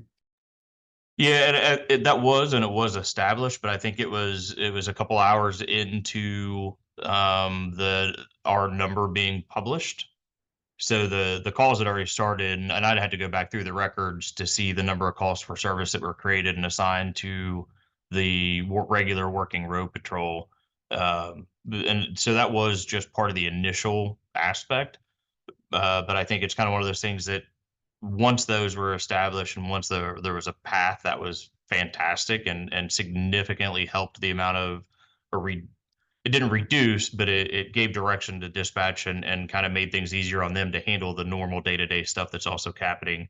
But I think having all of that established before anything's actually pushed out to the public, whether it's social media, whether it's media, anything along those lines, encouraging them to give this phone number a call, then it could have helped in that very initial hour to 2 hours, I think. Yeah, I mean, for outside reasons, I was not able to be on the scene until 2 hours into the event, and so that was pretty early on. And I think part of this might be a discussion of how early we start to build up, and whether or not, as well as this went, whether or not we're too shy to call for resources and start building out too early because we're afraid it's going to be quickly resolved. And maybe that's something that we can start to think about, is just being more rapid in how we stand it up. Since once Randy and I got there and we had Mach 1 and we started to organize and structure, these things got alleviated. But in that initial response period, there's a lot of chaos, and those guys are dealing with a lot of different topics, and there's not that many people to handle the issue. Maybe we need to discuss maybe deploying the extra resources in this kind of scenario a little earlier than we did this time. And to your point, just briefly, we haven't used it in anything other than testing, and I don't think it's even been done for probably 10 years. We do have an established hotline number here in Westchester, and a specific room in the administration building that is set up that phones can be plugged in, and if anybody calls that number, it's going to ring those phones. So it is a possibility. But again, you get into that, it's not dispatch, it's not even in the same building. So having staffing to answer it, who are those people that are answering the phones? And then from there, again, the default is going to be the known number for anything resource wise, public safety wise. They're still going to call the PSAP. So, and some of the public also are still going to call the PSAP no matter what we do to advertise those numbers.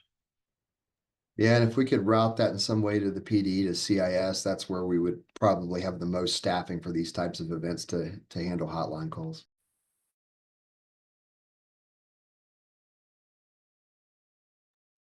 Thank you, gentlemen. Dennis, can you speak real quickly to, as these incidents build out, is there like a benchmark or a trigger for us where we should be requesting a COML and establishing a communications unit leader, over these events? Like, okay, I'm requesting a radio cache, that's my trigger, or this is going to be a prolonged event, that's my trigger. Is there something in your mind, as I know you are a COML, is there something in your mind that we should keep in the back of our minds as one more thing to consider to make this be more smooth of an operation? I think the biggest two things, the length of the operation isn't necessarily a big issue, right? Because it can still be a small localized incident that's just going to take a really long time. You get the commercial structure fire that you're going to be sitting on for 24, 36 hours, whatever the case is. With the resources that you have, you don't necessarily need anything more than that, maybe some batteries, something along those lines. But to get to the communications level, I think a big part of it is, again, not necessarily the operational periods, but it's the groups, you know, how many divisions are you getting? What's your span of control?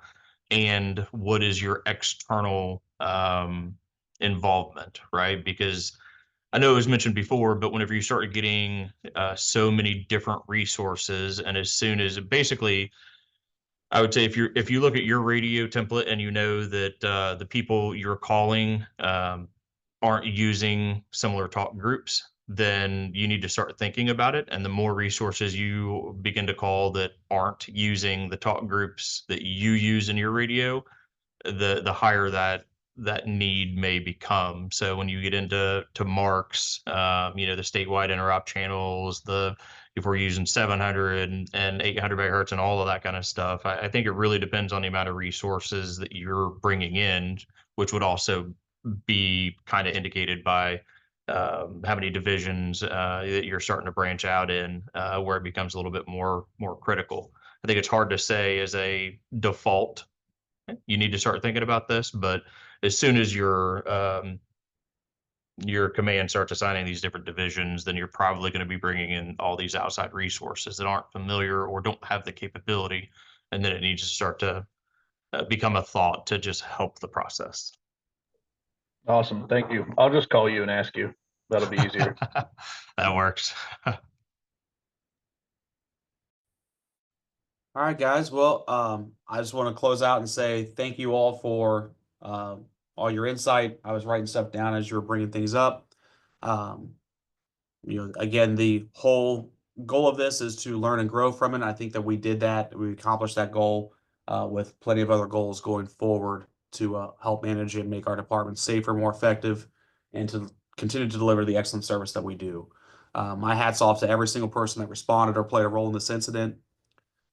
With that, I'm going to close it out. So thank you all and have a good rest of your day.